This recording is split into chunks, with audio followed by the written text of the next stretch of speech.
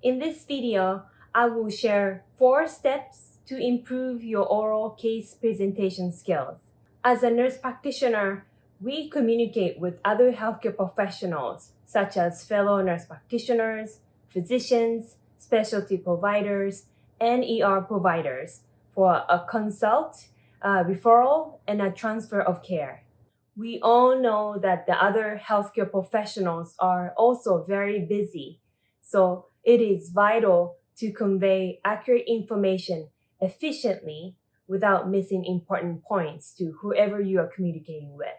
If you are a nurse practitioner student, good case presentation skills are very useful because you use these skills to report to your preceptors.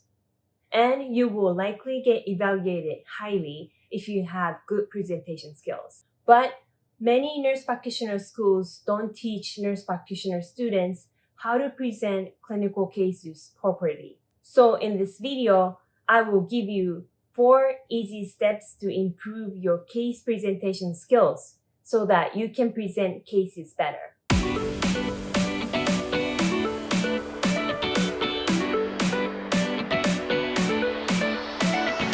Hi, I'm Miki Miura. I'm a family nurse practitioner based in Hawaii.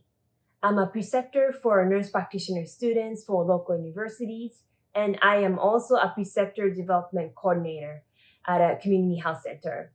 I also teach nurses and nurse practitioner students in the US and in Japan about nursing education and release a video weekly on this channel. So make sure to subscribe to my channel. All right, let's go right into today's topic.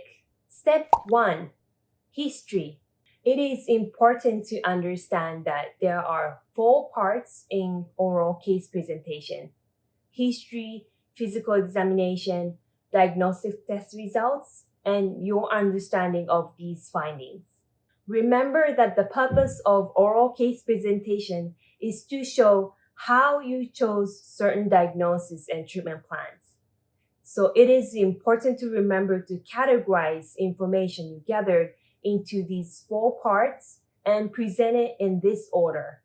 Okay, so the first part is history. In this part, you first state patient age and sex, ongoing health issues, patient's reason for presentation, and duration of the symptoms. For example, you may say, Mr. Kealoha is 52-year-old man with hypertension who presents with 2 days of cough and fever. For pregnant patients, make sure to include gravidity and parity. So an example would be, Ms. Inoue is 28-year-old woman, G2P1, currently 9 weeks pregnant, here for ER follow-up for hyperemesis or severe nausea and vomiting. For this section, make sure to include crucial patient's ongoing problem. You don't want to present the entire case and in the end, give a surprise disclosure to the listeners like, oh, by the way, I forgot to mention, she is currently pregnant. Because these information drastically changes the ways of understanding of the cases for the listeners. Then you present the history of current illness. Remember that the purpose of case presentation is to show how you get to certain diagnoses and treatments, so make sure to include information that back up your way of thinking. For example, if you suspect that your female patient has polycystic ovarian syndrome or PCOS, then you may include the fact that she has long history of irregular period. Also, it's important to mention pertinent positive and negative findings to back up your diagnosis. Remember that the pertinent positives are findings that point to or rule in a certain diagnosis, and pertinent negatives are findings that rule out the differential diagnosis.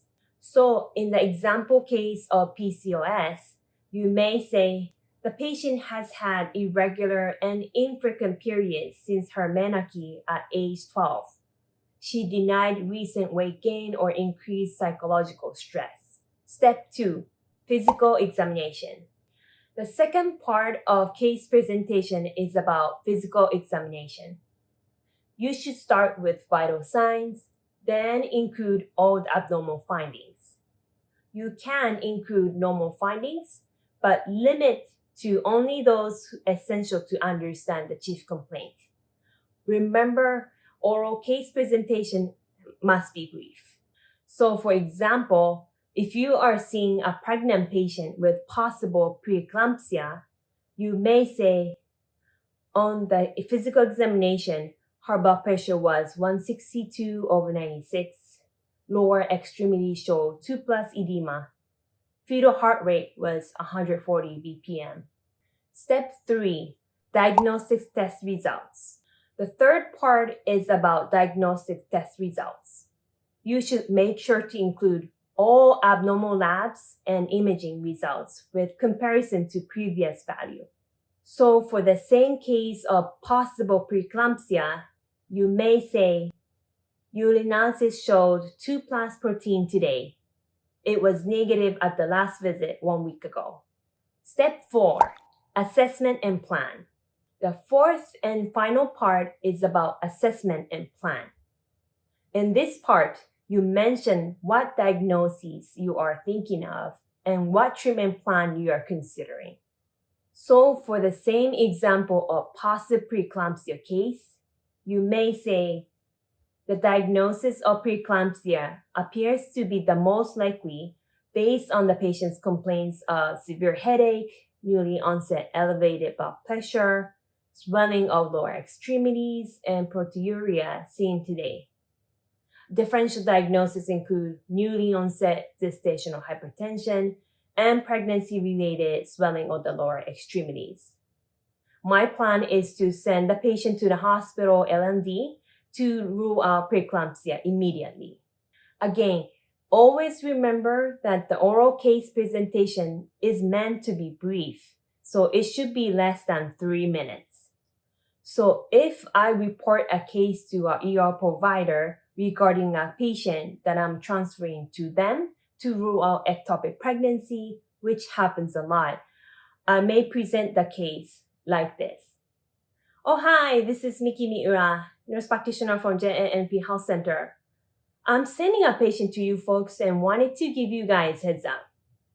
Oh, okay. So this patient is 28-year-old, G3P1, with history of ectopic pregnancy and chlamydia. She's currently 7-week and 3-day pregnant by LMP. She complained 3 days of left-sided pelvic pain without vaginal bleeding. Her BP was stable, 118/78, pulse 79. Her abdomen was soft but mildly tender in the left lower quadrant. I performed a bedside ultrasound and saw solid mass on the left adnexa. No apparent intrauterine pregnancy was seen. Based on these findings, I am suspecting ectopic pregnancy and would like to send her to you folks to rule it out. Yeah, she will head there with the private vehicle immediately. Oh, okay, great. Thank you. Also, take a moment to organize the contents before you present to ensure the order of information presented makes sense. Remember, it takes a lot of practices to be able to give good oral case presentation naturally. So don't get discouraged if you cannot present cases flawlessly initially. As you practice more, it will definitely get better. I hope this video was helpful. I upload many videos that are helpful to nurse practitioner students and new grad nurse practitioners in this channel, so be sure to like this video and subscribe to my channel. See you in the next video.